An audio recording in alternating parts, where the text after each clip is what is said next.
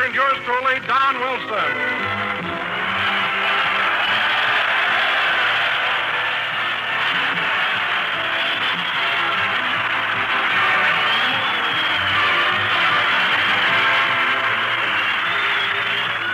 And now, ladies and gentlemen, from the Army Air Base at Gardner Field near Taft, California, we bring you our Master of Ceremonies, the one and only... Oh, no, you don't, Bud. No, you don't. You ain't pushing just anybody up on us.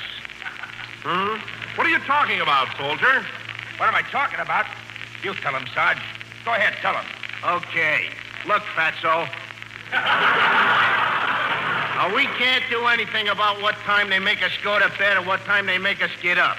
But week after week, they blow a bugle, line us up, march us into this hall to listen to what they call entertainment, and we're sick of it.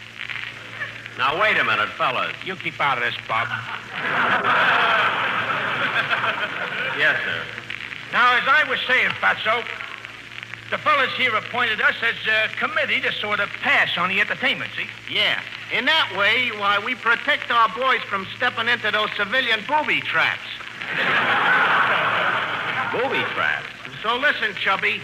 You tell us who you're going to bring out here, and we'll tell you if it's okay. Well, all right, if you must know, it's none other than Jack Benny. Jack Benny, huh? What do you think, Sarge? I don't know. What do you think? Well, it's either him or spending a half hour in Taft.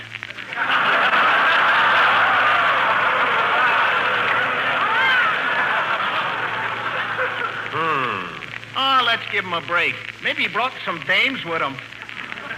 Okay, Blubber, you can bring on your star. Thank you. And now, ladies and gentlemen, from the Army Air Base at Gardner Field near Taft, California, we bring you the one and only Jack Benny.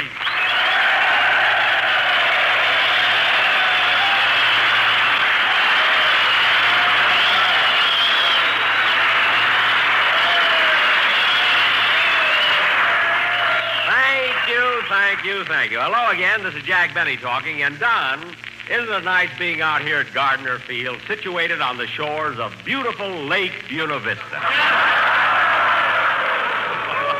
Imagine being stationed in a place where you can go trout fishing, swimming, and diving. Oh, hubba, hubba, hubba.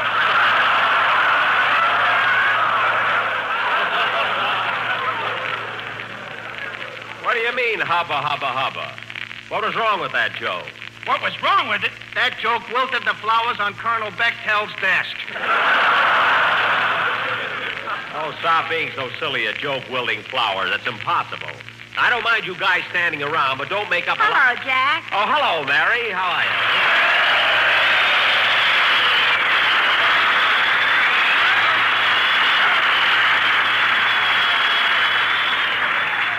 I'm glad you got here, Mary. Now maybe we can get on with the show. Yeah, but you know, Jack, the strangest thing happened just now. Really? What was it? As I walked in here, the flowers in my hair wilted. That I can't understand at all. Anyway, Mary, how do you like being up here at Gardner Field? Oh, swell. But yesterday when we got here, one of the soldiers rushed me over to see Lake Buena Vista. Some excitement. Well, they're proud of Buena Vista, Mary. That's a beautiful lake. Go on. I've seen more water at W.C. Steele's party.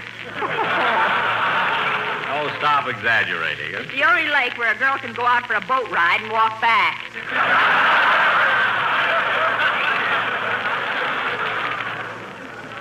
Mary, it isn't that shallow. Then how come the fish are sunburned on one side?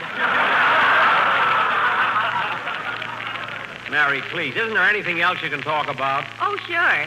You know, Jack, last night I was out with a soldier Look, Mary, on every program you hear about the girl going out with a soldier. So let's not have any of that on our show.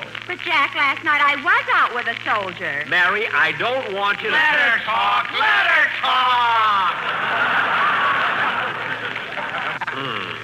Thanks, fellas. Now, as I was saying, Jack, last night I was out with a soldier, and just because I wouldn't give him a kiss, he said he was going to end it all. And then he laid down on the railroad track. Oh, well, don't worry about it, Mary. I've heard about the train service around here. But, Jack, that soldier. Mary, don't worry about him. By the time a train gets here, the war will be over. He'll be a civilian. And when he's paying for his own clothes again, he ain't going to lie down on any dirty old railroad track.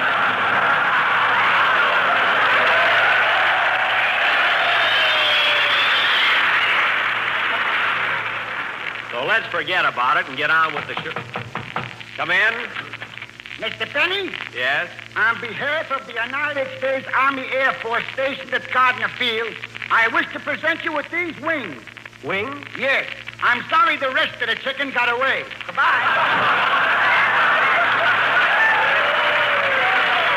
Oh, well, I can always use them for soup. Hiya, Jackson. Okay, fellas, start beating them chow tongs together. Harris is here.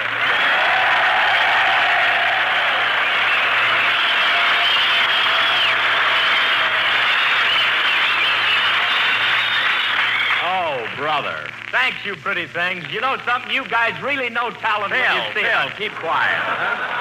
But these guys really know talent when they... Phil, will you... Let him talk! Let him talk! I don't mind letting him talk, but he doesn't have to be so hammy about it. Hammy, you're the one that gets all the receptions. Look what happened yesterday when we got off of the bus. Who took the bows? You did. I didn't get no welcome. What are you talking about? When we got here and I signed all those autographs, I sent every one of those soldiers over to get your autograph, too. You did that just to show off. You know I can't write. Well, Phil, I really forgot that you couldn't write. I didn't mean to embarrass you. You didn't, huh? Then why did you hide my rubber stamp?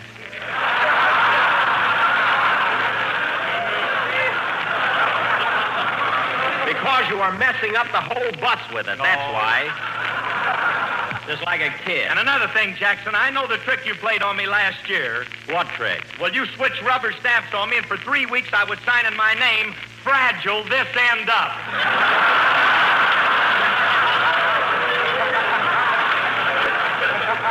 What? Mary told me. Well, Phil, anybody who doesn't know how to spell his own name ought to be ashamed of himself. Phil, do me a favor and play something, will you? And now, fellas, come in. Mr. Benny, Yes? did some silly guy come in here a while ago and present you with a pair of chicken wings? Yes, but I threw him away. Oh. Well, would you mind telling me why you threw them? Why? Are you hungry? No, I'm the chicken. What?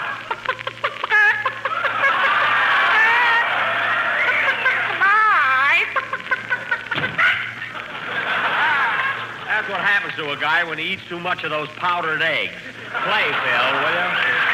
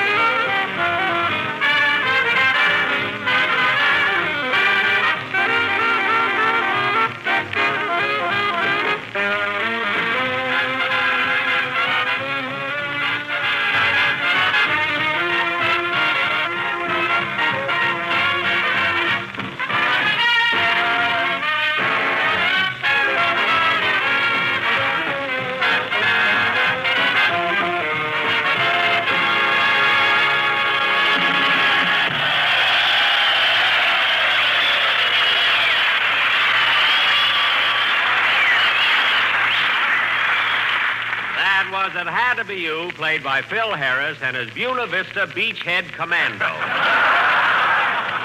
Say, Phil. Yeah. Phil, I thought you were supposed to sing in that number. Look, Jackson, I ain't singing no song. I got enough to do rehearsing the band, getting those big laughs, and driving the bus.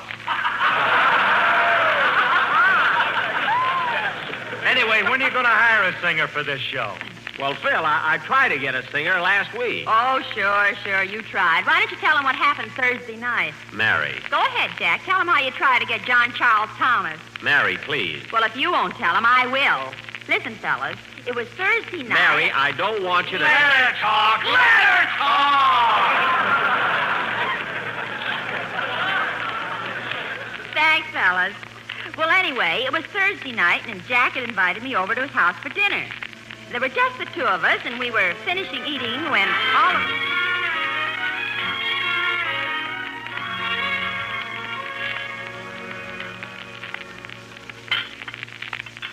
Gosh, Jack, it was nice of you to invite me over for dinner. Oh, that's all right, Mary. Here, will you have some mustard? Yes, thanks.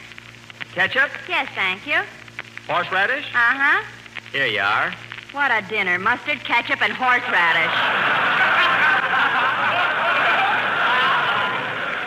Don't worry, Mary. The surprise is in this casserole. Look. Gee, cold cut. Yep. Yes, sirree, cold cut. One cut for you and one cut for me. Yep. Would you like your coffee now, Mary? Uh-huh. Good. I'll ring for Rochester. Jack, don't you think it's about time you bought a regular dinner bell? Yes, Mary, but it's hard to get what you want these days on account of shortages. This makes a fine dinner bell. But, Jack, it doesn't look nice hitting an empty garbage pail with an old turkey bone. You can't hit it with a cold cut.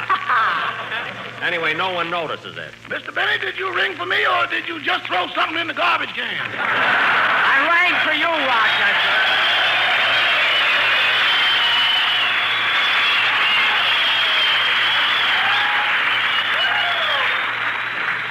Rochester, bring Miss Livingston her coffee, and I'll have a cup of tea. Sorry, boss, you'll have to take coffee, too. Why? The tea bags haven't come back from the laundry yet.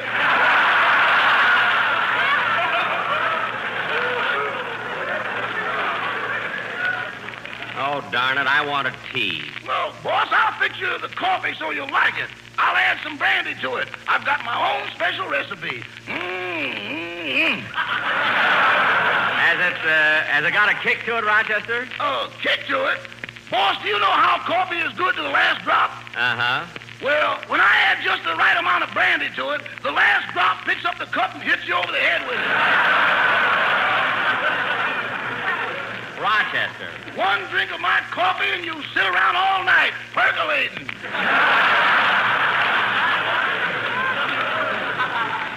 Never mind. Just bring us some plain coffee. Yes, sir. Miss Livingston, would you like some dessert? Yes, I think I would. What have you got? Well, there's ice cream, rice pudding, custard, and chocolate pie. Gee, they all sound good. What would you suggest, Rochester? The custard is the best buy. The best buy? Rochester, I'm not charging Miss Livingston for the dinner. Now bring some coffee and custard. Yes, sir. Say, Jack, it's getting close to Sunday. What are you going to do about a singer for your program? Well, Mary, I haven't given up hopes of getting Sinatra yet. Oh, I think you ought to forget about Sinatra. He has too much radio work already. He's on the hit parade, and beside that, he's got another show of his own. Oh, yes, one-man famine. You know, Mary, one of my writers gave me that gag for last week's show, but I'd never used it anything that corny, you know. Yes, I know. Anyway, I'm not going to worry about him. I'll find a singer. Say, Mary, do you want to hear some good music? I bought a new record for my phonograph. It's about time. I'm getting tired of the Sheik of Araby. I don't know, Mary. It's a pretty good number to dance to. Anyway, wait till you hear this new one. I'll wind up the phonograph. Oh, darn it, the horn keeps falling off. There, it's fixed now. Here's the new record, Mary. Which side do you want to hear first? How do I know? What songs are on it? Well, on one side of the record is John Charles Thomas singing When My Boy Comes Home. And on the other side is Spike Jones playing I Kissed the Butcher's Daughter Till Her Old Man Put Up a Beef.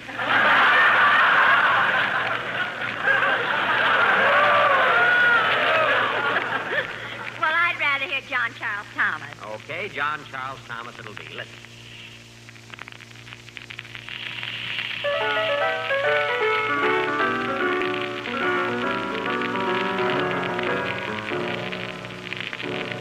Said Mrs. McGinn to Mrs. O'Flynn, someday when the war is won, won't it be grand when the soldiers land and you go to meet your son?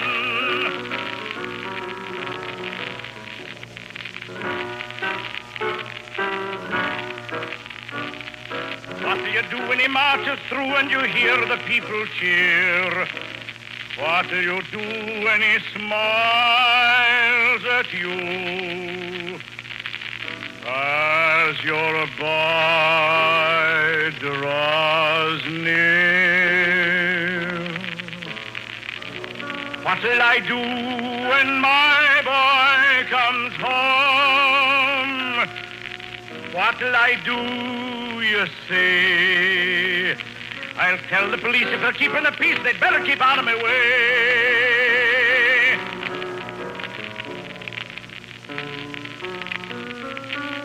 For when my boy comes into view, I'll fight my way till they let me through. And I'll lift him up, though he's 62, into my arms as I used to do, and I'll carry him home if he wants me to. When my boy comes home.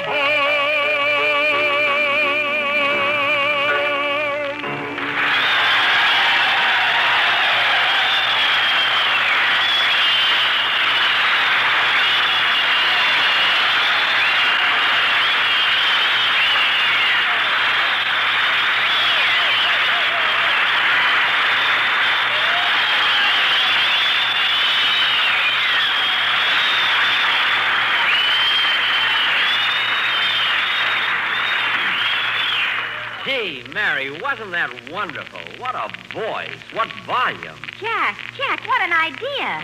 Why not get John Charles Thomas for your singer? Think of the dignity it would lend the program. Say, Mary, that would be terrific. Let's go over and see him right now. Oh, Rochester, get the car. We're going out. But, boss, I expected to have the night off. We're having a big New Year's party.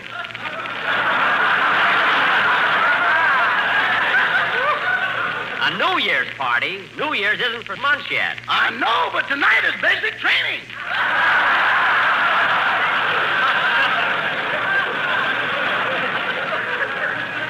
Never mind. Get the car and drive us over to Mr. Thomas's house. Okay, all right.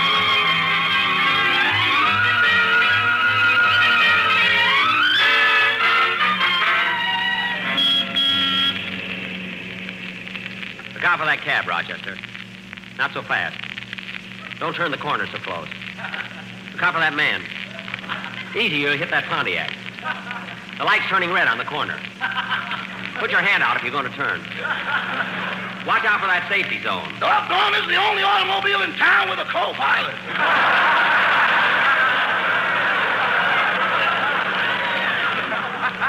Rochester.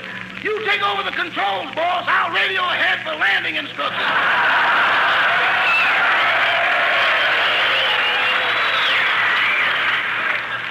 Rochester, will you? Hey, Mary. Mary, look, there's Fred Allen. Hello, Fred. Jack, that isn't Fred Allen. That's a soldier wearing a gas mask.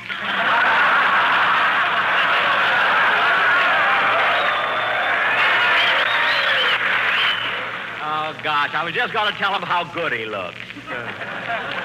Hey, slow down, Rochester. There's where John Charles Thomas lives. That house on the corner.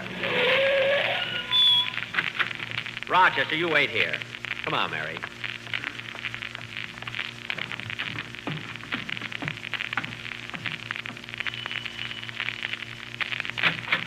Yes? I'd like to speak to Mr. John Charles Thomas. Who shall I say is calling? Mr. Jack Jerk Benny. Mary, please. Just tell him it's Jerk Benny. I mean, Jack Benny. Yes, sir. Come right in. Mr. Thomas is in the next room.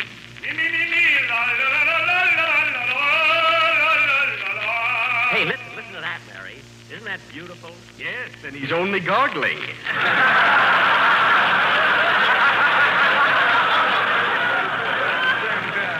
Must be a pleasure to hear him brush his teeth. Will you tell him I'm here? Yes, sir. Oh, Mr. Thomas, Jack Benny is here to see you. Well, I'll come right out.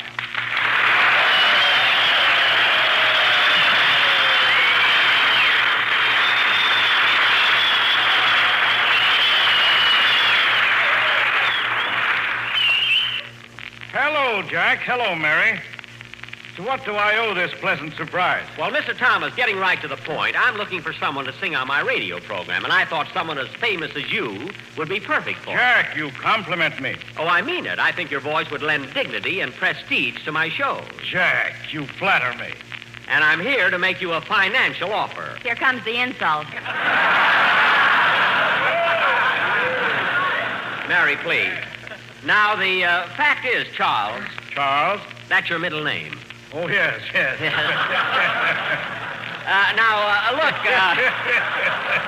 Mr. Thomas, I won't mince words. You see, Dennis Day worked for me, and after 5 years, I paid him $35 a week. I see. But naturally, I wouldn't expect an opera singer like you to work for that kind of money. Naturally. So instead of offering you $35, I'm willing to stretch it just a little bit and give you... Pardon me for interrupting, Mr. Thomas. Yes, Martin. I'm leaving now for my night off. Oh, yes. And, Martin, before you go, I'll give you your weekly salary. Thank you, sir. Here you are. 20, 40, 60, 70, 80, 90, $100. There you are, Martin. Thank you, sir. Now, what was it you were saying, Mr. Benny? Well,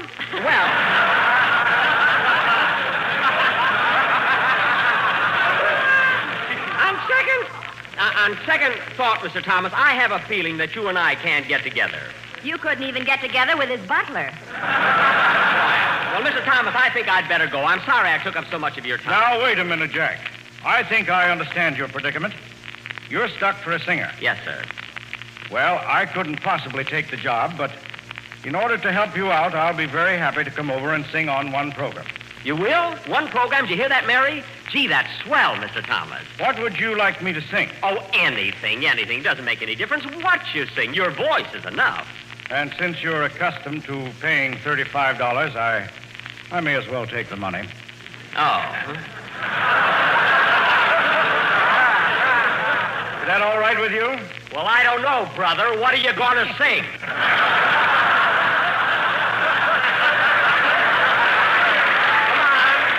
Come on, tell me, what are you going to sing? Well, I don't know, Jack. I don't have a very large repertoire. What? What was that you said? I said I don't have a very large repertoire. Well, brother, from where I'm standing, you have the... I'm not going to say it. I'm not going to say it. Now, look.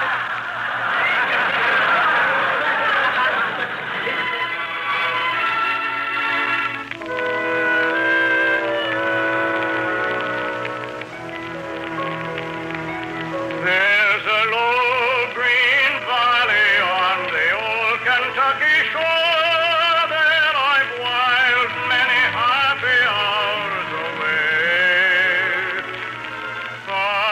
Sitting and singing by the little cottage door where lived my darling Nellie Gray. Oh, my poor Nellie Gray, they have taken you away, and I'll never see my darling anymore. I'm sitting by the river, and I'm weeping all the day, for you've gone from the old Kentucky shore. When the moon had climbed the mountain and the stars were shining too, then I'd take my darling Nellie Gray, and we'd float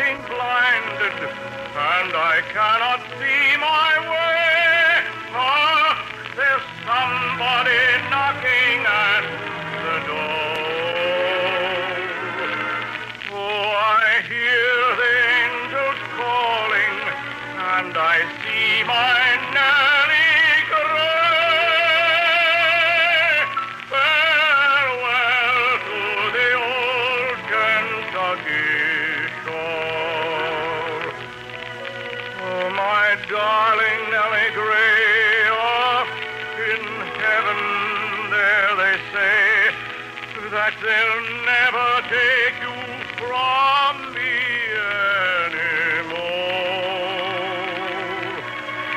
I'm a-coming, coming, coming, as the angels clear the way.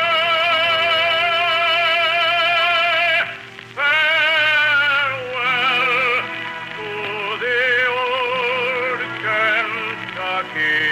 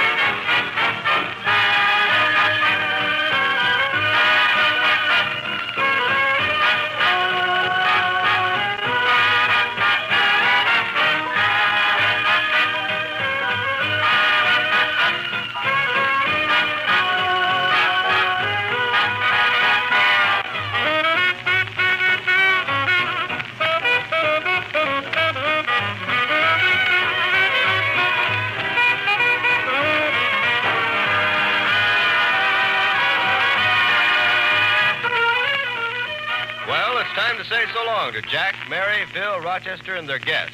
The Benny Gang will be beaming your way again next week, same time, same station. This is the Armed Forces Radio Service.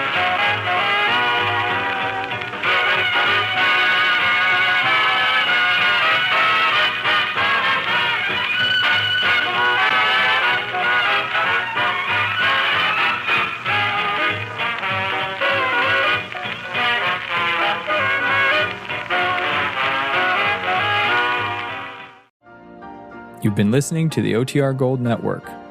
Find more classic radio at otrgold.com.